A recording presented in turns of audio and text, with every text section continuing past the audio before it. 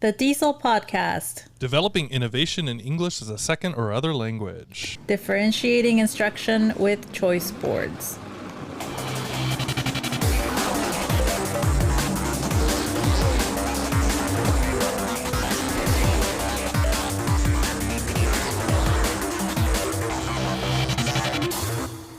Welcome to DIESOL. This is episode 70. We are your hosts. I'm Brent Warner. And I'm Esol Reyes. Hey. So, Esol, it's not even October, but I think we're in Halloween. No. Although I will say I've been seeing Halloween decorations since August. Yep, that's accurate. And like, My sister texted me the other day, hey, I saw these Disney Halloween decorations at Marshall's. Can you go, or Home Goods, can you go and check to see if they're selling them there at yours? yeah, it's like It's the beginning of August, man. Yeah, it's been out, and normally I get all rage on like the early Christmas stuff, but I'm all about early Halloween. Let's do. Give me 2 months of Halloween. Give me 3 months. I of can't Halloween. I love Halloween. Yeah, there's no. You love it, meaning you want more, or I don't get sick. I don't get sick of Halloween. Yeah. Like I could get sick of Christmas music. Oh yeah, for sure. They don't have enough Halloween music out there. It's like The Monster Mash and I was Thriller. thinking like Rob Zombie, Dracula. I run through the bitches and I run through my niches. You know that song? I don't remember how it goes, but something like that. It's like a Halloween-y song, right? Everybody, welcome to my singing career. I'll be doing backup vocals for Rob Zombie in the next Halloween movie.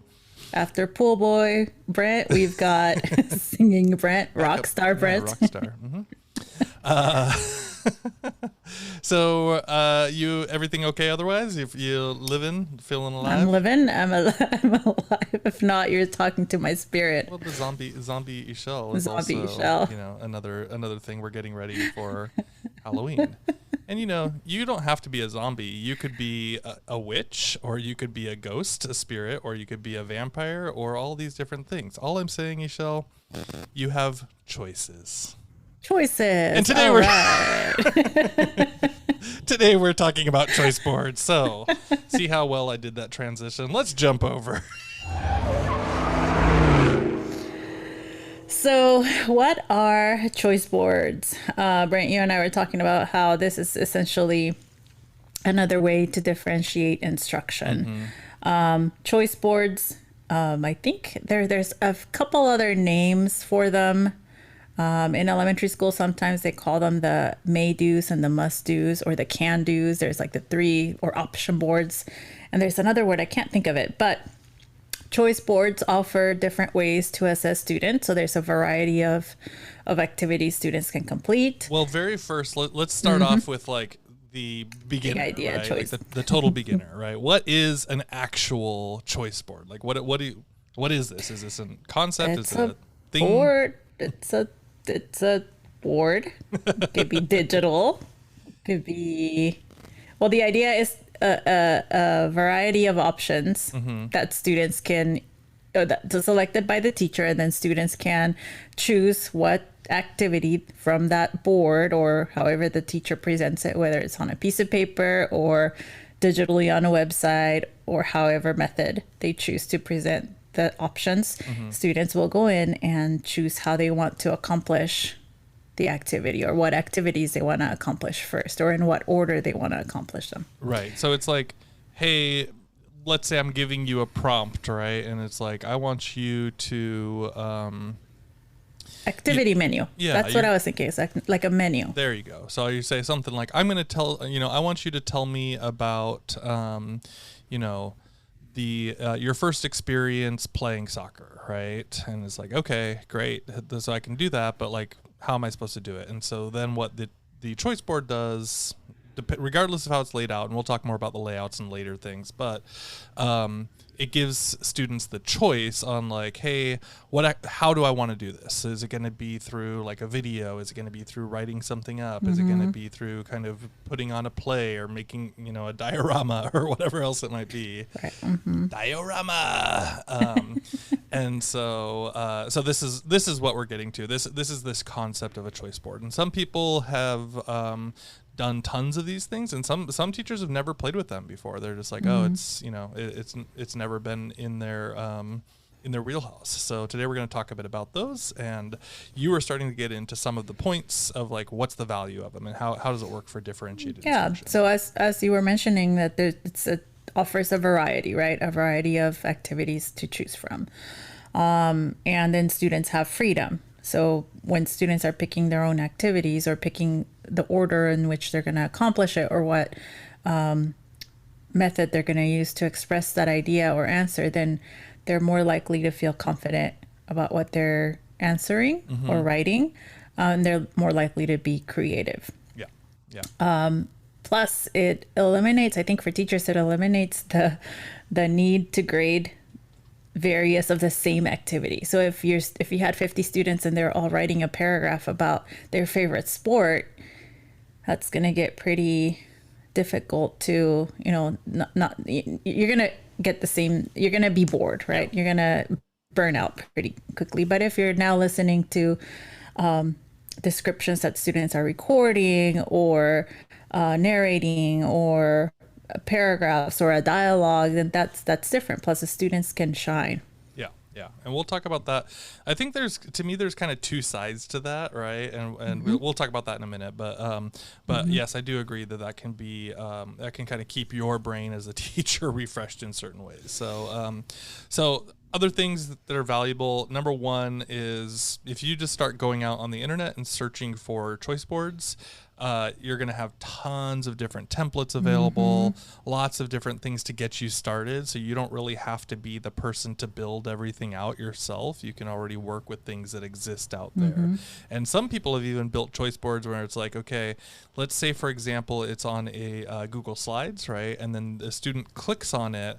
Like, so let's say they're going to click on, you know, a Flipgrid thing, Flip by Microsoft, which is much harder to say now. Flip by Microsoft. Make a flip. Anyways, so they'll click on that thing, and then it'll take them to the slide that tells them what the expectation of doing a flip video is. Even though doesn't matter what the prompt is, it'll be like whatever that is. So lots of different templates that are already built out there for you.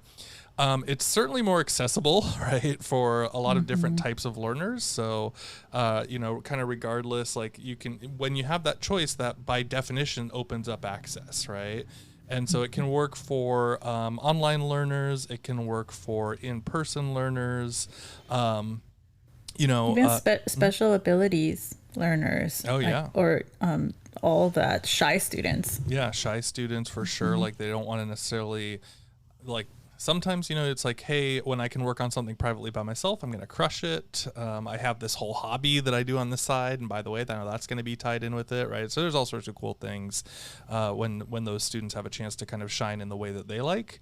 And then, you know, just also to point out that some students might still want to have more traditional assessments, right? So sometimes it's like, hey, we're going to do this fun thing. And the student's like, can I just write an essay instead? And you're like, sure, that can be one of the choices, right? So kind of depending on how you're thinking about it, those students might also like that as well. So Esol, one of the articles that I had found when we were kind of doing this research was... it was actually about like elementary school kids in and they called it the TAG program, which is talented and gifted. When I was growing up, it was called GATE. GATE, Yeah. So I don't know if that was a California thing or not, or whatever, but it was called Gifted and Talented Education, right? And I think that's what it was for. But anyways, so they called it the same. They called it TAG, it's the same thing. And it was really interesting because it was about like, hey, these students need more challenge or they're at different levels. But I really started thinking about our English language learners in our classes and how many of us have different level students in the same class, right? Like their English skills are really like much stronger developed or really kind of at the beginning. Oftentimes we're in like an intermediate class and it's like, you're supposed to be intermediate, but my man, you are still a beginner. or the other way around is like, why are you still in this class? You should be moving on and moving out, but you're still kind of hanging out in this level, right? So this was written about the gifted and talented students, But I want to kind of twist that around into just the idea of having a, mixed level class. So basically inside of this article by Carrie Ann Hyde Condor, it was called One Size May Not Fit All, but the Right Teaching Strategies Might. And so she basically said that there was a research that claims that instruction in mainstream classrooms often lack challenges for some of the gifted students. So we might consider that like the higher level students, since it sometimes covers a relatively narrow range of topics, minimal exploration of concepts, recurring drill and practice, and repetition of concepts. Because of this, the more advanced students might benefit from being placed together in a gifted setting. So they're saying the gifted students should be set in a gifted setting, but we don't always have the chance to do that. So instead we're saying, well, what can we give the students who don't have that opportunity to be placed in the more advanced class or choose not to? And so it says, so how do teachers address the needs of these more advanced students when it's not really an option to put them into the next level class, or they choose not to? And the majority of the class requires that the concepts that we're working on get repeated regularly, right? So I was really thinking like, oh yeah, this would be a great way to kind of try to capture more students, and so that some of them don't get bored, and also so that some of them don't get frustrated that like the class is too advanced for them and they can't catch up, right? So you can really work different levels, different language levels in the same class using choice boards to kind of try to better accommodate or cast the net a little bit wider. Yeah, and in one of the articles that I found, the title is Choice in Learning, Differentiating Instruction in the College Classroom. This was a Danley and Williams article published in 2020. This took a look at different types of instruction and different types of assessment for early childhood teacher candidates who had to be assessed on morphology, phonemic awareness, and phonics. And so I have a couple of quotes and then their findings. Okay. So a few quotes from the article. One of them said, student choice and student agency provide students a way to self-regulate as well as to reflect on their own growth as a learner in a metacognitive context. And they were referring to a choice board as a place where students could do, as you said, things according to their level, activities according to their level, and then having the student now assess that, oh, I was actually pretty successful when I used that strategy, or I didn't realize how successful I could be if I hadn't had all these choices. So metacognition is one area that choice boards support. And then there's a couple other quotes here. When used by instructors, this teaching strategy promotes engagement, facilitates motivation, and helps students make the connection with what is being taught in the classroom to the things they value outside of the class. And you and I just had an episode on how important it is to personalize instruction and making sure that students understand that the teachers are listening and they care about them and about the content. And so a choice board offers that, because the teacher is probably also thinking about what modes students might prefer to use when they are showing their mastery. And then finally, differentiating instruction places students at the core of the instructional planning process. Awareness and training in differentiating instruction are effective ways for creating instructional change in the classroom. And that was all about choice boards. Now, after these teachers used several assessments, they were asked particularly about the choice boards, and they were asked what they enjoyed about them, what made them frustrated. And so their responses were mostly that they had enjoyed the choice board because it allowed for creativity and for exploration of new items. So again, metacognition. And then also students reported that they wished that they had had some input into what activities went into the choice board. So that's just another way of like, okay, well, if there's if the students in your class love drawing pictures and recording with voiceovers, let them come up with one additional way of assessing something, right? Right. And then some, and I think that this is probably true. I think in Like, for example, I get overwhelmed with choices. And so the students here said that some students said that there were too many choices. So again, it could be overwhelming for some students. So we've got to carefully think of what we are selecting so that it doesn't become overwhelming, that it shuts creativity down. Okay. So I like that because that ties into the last little bit that I wanted to talk about here, which is some of the problems with differentiated instruction. So number one, I like that idea. Hey, there's, I mean, I don't like it, but you know, the students complain that there are potentially too many choices, or that they didn't necessarily have the input, and the teacher decided everything down. A couple other things inside of there, kind of going back to one of your previous, like the opposite side of your previous comment about like, hey, we get some variety as teachers in grading. It can also be like, wait a second, which one of these are you doing? And now I have to kind of think as a teacher in a different modality or a different response to that. And so sometimes it's really easy to kind of just get in the habit of like, okay, I'm grading and I'm assessing this one thing, and I'm just going to get in the looking flow. for those items. Yeah. Right. And so that can be more work, right? So it could be good, it could be rough, depending on what's going on. And then I also wanted to point out these ideas that you're talking about with the, the students having too many choices or maybe having choice overwhelm. So Matt Miller, the great Matt Miller, who was on the show on episode 31, actually has a really cool article about differentiated instruction as well, and choice boards, and what he calls progressive choice boards, and he's got quite a lot of things going on inside of that article. All of his articles are pretty long and robust, but we'll put it in the show notes. But basically what he kind of says is the idea is that the choice board starts off and it's just one activity, and then it's got like question marks on all the other squares. And then as you go, like a week later or 2 weeks later, you add a new type of activity, and so the students can choose between the two. And then another week later, the third, and then 2 weeks later, the fourth. And so then over the course of the semester, they have more and more ways of doing these activities, and you as a teacher have enough time to introduce them to the digital skills, to get used to them, which I really like. I think that does make sense, because if you just say, here's 9 different technology tools or 25 different technology tools that you can use to do this thing, the students are going to go, wait, what? I'm going to write the paragraph. I'll just write the paragraph. Yeah, if you really want them to write the paragraph, maybe that will work.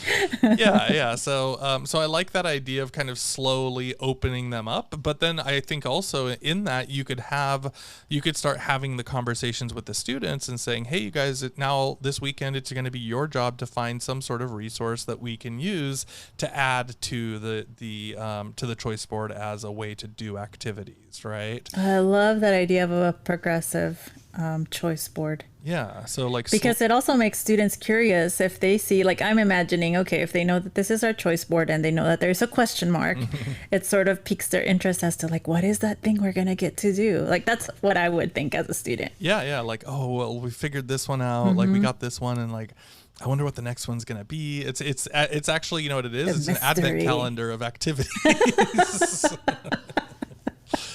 So yeah, wrong season. So we're a couple months early, but I'm gonna tie it in with that as well. So yeah, lots of different interesting choices there, and we'll look at some ways to build it and things that you can do inside of them.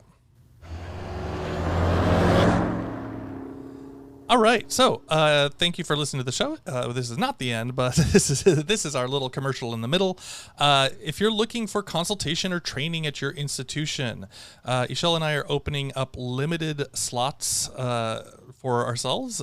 So if you want to work with either of us or both of us to help your team develop better ways to interact with your students, send us a message and we'll see if what we're doing can fit in with what your needs are there.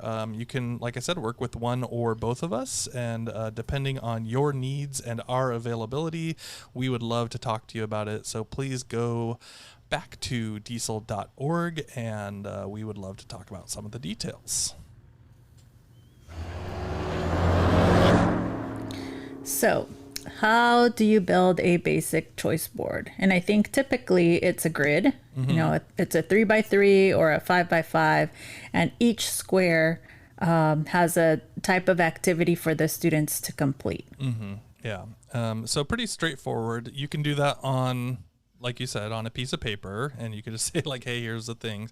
And if you do it on paper too, you could, sometimes I've seen teachers do like QR codes in each of the squares. And so it's like, just scan this one, scan the one that you want to do. And then maybe it's techie and moves into your phone at that point. Or sometimes it can be like the mystery one, right? Like, hey, I'm just going to scan. I don't know what it's going to be, right? So like, I mean, really your creativity can go all over the place here. But I was also playing with this idea, Shell, of, for language learners, right? We could do things like having the horizontal rows and the vertical columns serve different purposes, right? So, for example, the horizontal rows could be different modalities. Right. So, hey, this one's kind of like a writing style one. The top row is for writing, middle row is for making videos, and the bottom row is for, audio, for example. Right.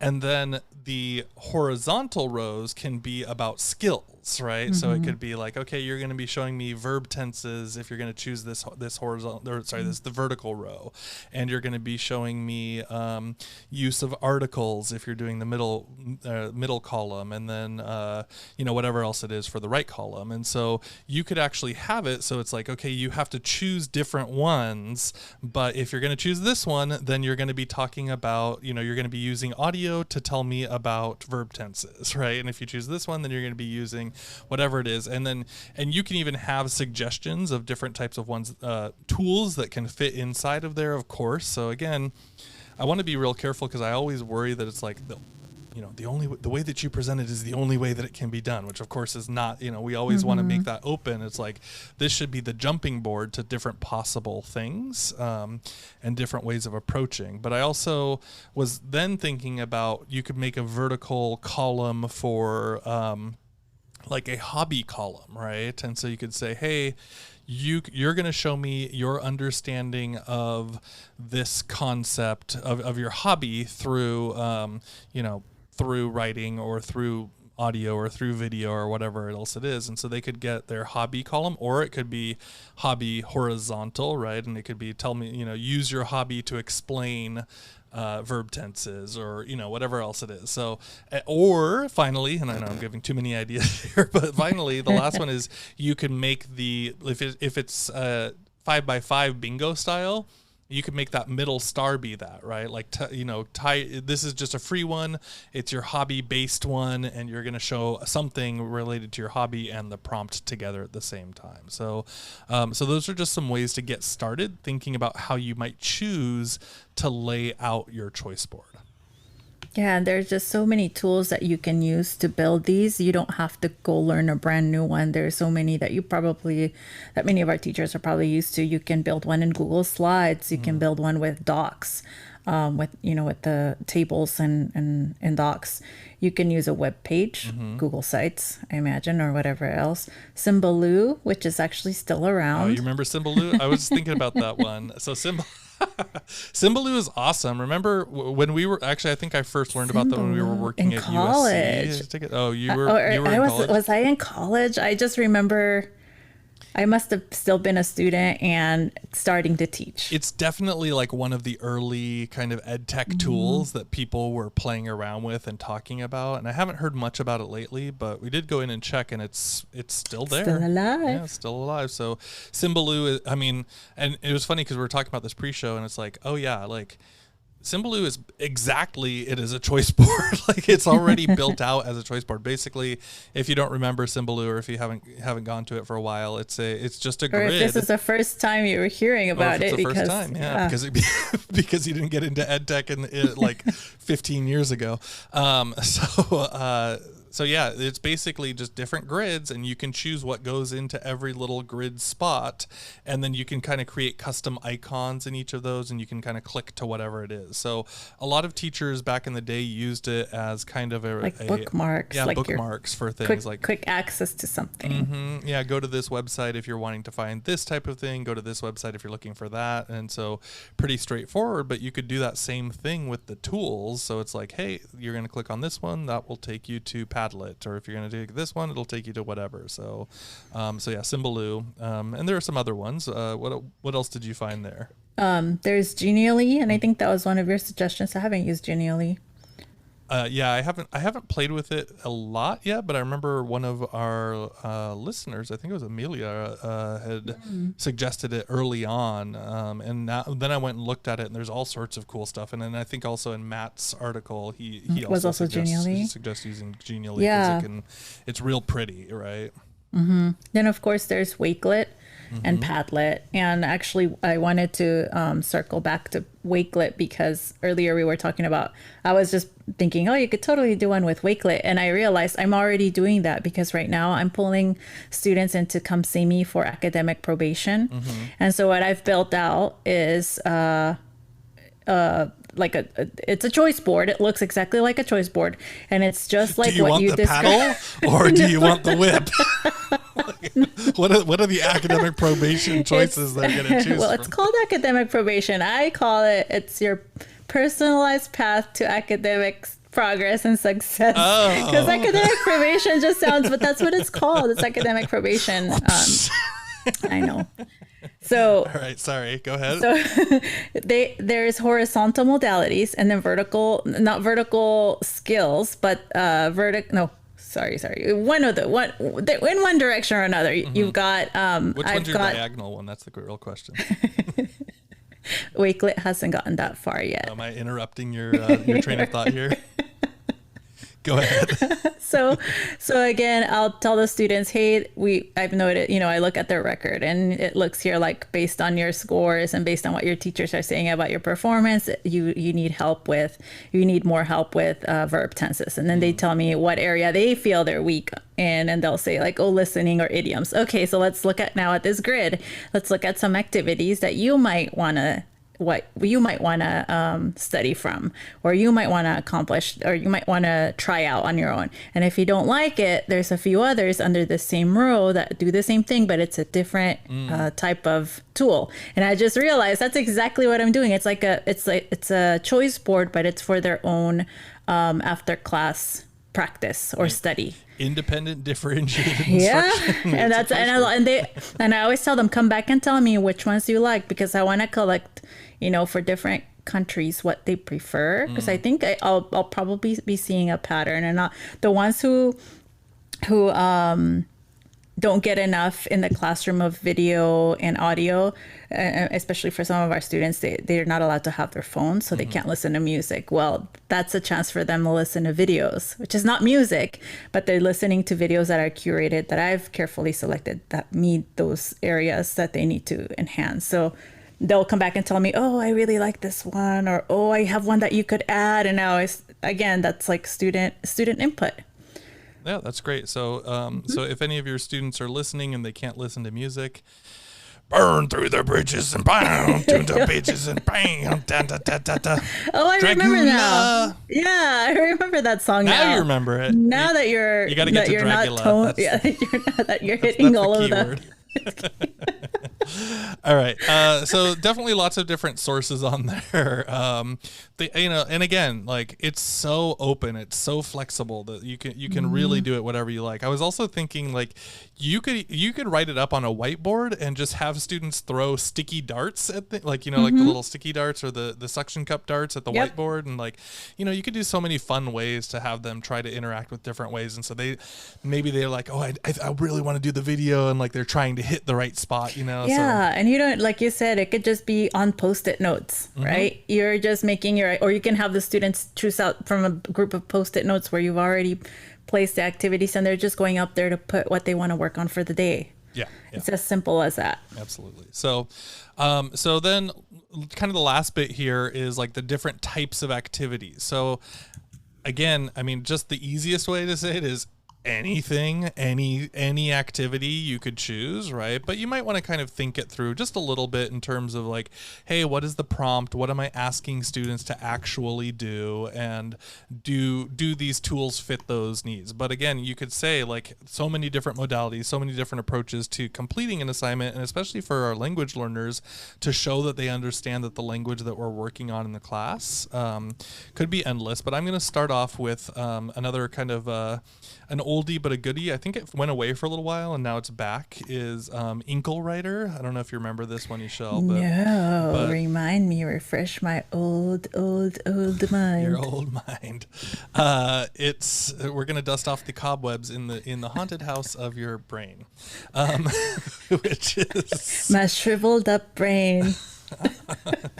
It's so Inkle Writer is pretty cool. Basically what it does is it lets you kind of automatically and quickly write interactive stories. So choose your own adventure style ones, and you can write like a paragraph and then you just drag and drop the next paragraph underneath it, but it can split off into two, right? So choose your own adventure style. Hey, what are you going to do? Are you going to go through the door? Or are you going to walk up the hallway, right? And so then they would write the two different possible variations on what happens there. So that could be a way to get students writing or to think about creative possibilities. Sometimes teachers do those types of things. It's like you're going to write an alternate ending to this story that we read in class, right? Those types of things. And so these can be really cool. It doesn't have to be super long for everyone. They could write like one or two sentences to say like, you're in a forest clearing and you see a cabin in front of you and whatever, you see a lake to the left. Where do you go, right? Go to the lake, go to the cabin, right? And so that would be, Inkle Writer, INKLEWRITER. We'll have the link in the show notes. But that's one possibility for students on the choice board on how they might want to interact with what you're having them do. You can, of course, create your own Kahoot quizzes or Edpuzzle. Students can create one as well if they're willing to, quiz each other or show their comprehension. It can go either way. Yeah. Yeah, I like that idea. So making their own quizzes is good. They could also do things like thin slides. So if you're I love thin slides. Yeah, if you're into the Edge protocols, right? Just saying, hey, you're going to make a single slide here. Again, you can go back to. I think we talked about thin slides when John was. You did an episode. When John Crippo was here. So, so thin slides is a great one that it's kind of quick and to the point. So it might be like a faster one for them to do and kind of quickly get into it. And then if they're expected to do multiple on a day, that might be a good kickoff one or a starter one. And so you can also choose to organize them. By the way, based on how long it takes. So like top row is shorter, middle row is a little longer, bottom row is like the longest, right? Like expectations, and they can kind of move their way through. So, so thin slides might be a good fit for that. Yeah, so you can also have students make a comic, and there's plenty of ways you can do it just by having them draw it out. Or you could use apps like Powtoon, or there's a few others, even just using Adobe Express to build that comic. Yeah, Adobe Express and Canva both have actual comics built right into it, so you can just click and just start adding your own stuff. It could be as simple as just pulling out your phone and recording yourself explaining how to do something, right? So it could just be make a quick video. It doesn't have to get super fancy, right? It could just be straight up point the camera at your table and start working, right? Yep, that's it. Yeah, so really that could be an easy choice for it. And then Flip, formerly Flipgrid. Oh, it's getting hard to train my brain just to say Flip. It's used to 2 syllables. Flipgrid, Flip. Flipgrid was such a better name. Sorry, Anne. And Anne Cosma, who joined us in another previous episode. Sorry, Anne, but Flipgrid is definitely the better name. Sorry. Yeah, Flip just has added so many features.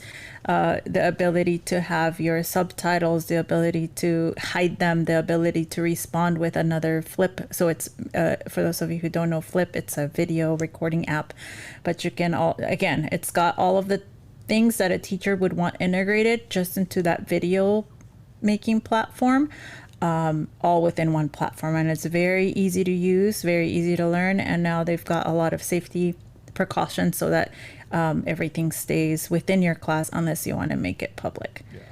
It's all it's and it gets better Bunch of every day. flips. My student flipped me.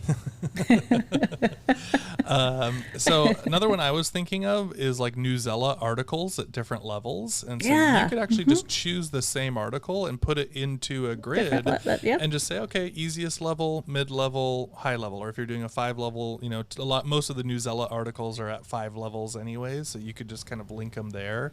And then the other thing that I was thinking there is because you can get different perspectives on similar stories, or, you know, like you could have like one row of stories be this, you know, this is the one story, but then the second column could maybe be, you know, if the first one's about like Martin Luther King, maybe the second one is about just understanding the general civil rights movement, and then the next one could be about like, you know, some of the problem, you know, racism problems in modern day America, right? All sorts of different things. And so you could just line those up without a lot of extra work, but making it easy for the students to see which ones they're going to be accessing or choosing.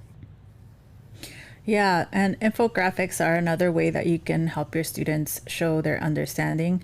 I particularly like infographics because students never realize how exciting it is to start with one. At first, it may seem overwhelming because they have to figure out, what do we want to put on there? What icon do we want it to represent? Whatever idea. And then it just becomes something that they're really invested in. And you get all sorts of different types of infographics with either text and pictures or just pictures. And of course, you can also add explanations if that's something that they want to go back and record and explain. But then you can also display them in the classroom, and that just reinforces part of what they've already mastered. Yeah, for sure. So, and infographics are great, right? Like you really do get amazing depth of thought with them. Next one, I keep taking them back. I'm going back to ThingLink. ThingLink. Oh my gosh, we might as well add Pearl Trees and what's that other? There's something drops. What are they called? Some Raindrop IO. Oh yeah. Do you know that one? I think I do remember that. So ThingLink, if you don't remember, this is the one where it's like a ThingLink. Yeah, it's a Thing-a-ling-a-link. Hey, I'm the one who's supposed to be rudely interrupting you, not the other way. Karma has no deadline. Oh, is that right? All right, I'll remember that as well. Which is, so ThingLink was and is, you know, you post a picture and then you can basically make little hotspots on the picture all over in different places, and then those hotspots can open up, you know, like a YouTube video or a little bit of a text comment or whatever else it is. All sorts of interactive ways to kind of work with it. So so that might be a choice for you as well. And then you can always design posters in Adobe Express or Canva. And I think those two tools can lend themselves to many of other areas. It would be amazing if one day you could embed audio. I don't know how that would work. Well, it does work in Adobe Express because you can do like the Spark video thing. So yes, you can. You can. Yes, you can. Which is actually a great one, and I think we've talked about that maybe like a year or two ago, which is just such a cool feature. And it seems like slightly de-emphasized with the new Adobe Express, but it is pretty great. And yeah, students can record only their voice on the single slide, and then keep, you know, then do this next slide and then record their voice on that one, so they can kind of practice and make sure their audio sounds good. And then when they click play, it all plays together. So those are a number of choices. Again, just the starting point for everybody. It's not not definitive by any means. It is literally endless possibilities here, but that is some ways you can get started putting in some activities into your choice boards. All right, it is time for our fun finds. And seeing as San Antonio never gets cold enough, you constantly have to stay hydrated. And we also don't have a very good recycling program, which sucks because I see a lot of plastic waste. And one of my fun finds recently are the LO water bottles. They're just the clear, BPA-free. It's a pretty affordable. It's a 28-ounce water bottle that you can get either directly through their website or on Amazon. but they stay clean and clear. You know, we also have a lot of deposit. Our hard water has a lot of mineral deposits, so everything turns kind of whitish. But these last clean a pretty long time. The silicone straw or whatever material it's made out of, it doesn't mold very fast, which can also be an issue. But I bought 2, and I get compliments. First, I get compliments on them all the time, which is awesome. Do people say hello? I like your water bottle. And second of all, it's one of those where you're like, he's interrupting. This is karma. Interruption karma. You press a button and it flips open to refill it, and you close the lid, and there's a little switch so that if it topples over, you don't spill your water, which if you use a water bottle often, you know that can happen multiple times a day when you knock it over. But all the water bottles, it really goes a long way to make sure that you're hydrating, because it's not your 12 ounce limited quantity, but it's a 28 ounce, and so you're intaking a lot of water. Okay. And that's my fun find. Great. So since we were talking about Halloween earlier, mine is I found this thing on Twitter, this thread on Twitter that was I thought was pretty cool. So for Halloween every year, I do like a horror movie every day, you know, to watch it and keep myself caught up with everything. That's how he found out about Shrunken Heads. It is, and last year. Quite a movie. So I did find a little while back this one it's Twitter thread by this person named Bria Celeste, and it was her handle is at 55mmBAE, 55 millimeter Bay, I guess. But anyways, she started this thread called Black Survivors in Horror, and I just kind of liked it because, you know, like that whole stereotype, it's like, oh, the black person dies first, right, all the time, and like they never survive. But she went and like found all these movies, and it's like this list of like Black Survivors in Horror. And so I'm like, okay, cool. Like maybe I'll watch those as my list for this year's Halloween, and just kind of that will be my theme this time around. And then what she did was, and there was a huge contribution. People were all on there like adding stuff. And then she made an actual collection on Letterboxd, which is that kind of like the service that tracks, you can use to track the movies that you've watched, but you can also put collections together inside of there. So she did this whole collection on Letterboxd, and so you can go see all the movies, and there's, you know, there's still not as many movies as there should be, but there is a big enough collection in there that you can go in there and watch and check it out. So that is my October 2022 theme, is kind of fun, a different way of approaching it, Black Survivors in Horror. All right. Thank you for supporting the show. You can leave us a shout out with a review on Apple Podcasts, or if you're giving us a shout out any other way, tag us on social media. That's right. We do have a Patreon. If you want to support the show, you're welcome to go check that out, and you could buy us a coffee as well. And for episodes and show notes, you can check out diesel.org/70. That's the number 70. And of course, you can listen to us at VoiceEd Canada. That's voiced.ca.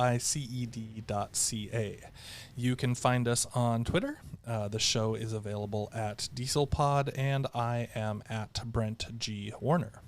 I'm Esol at Ixy_Pixie. That's IXY_PIXY. In Pashto, thank you is Manana. Manana for tuning in to the Diesel podcast. Thanks, everybody. Have a good one.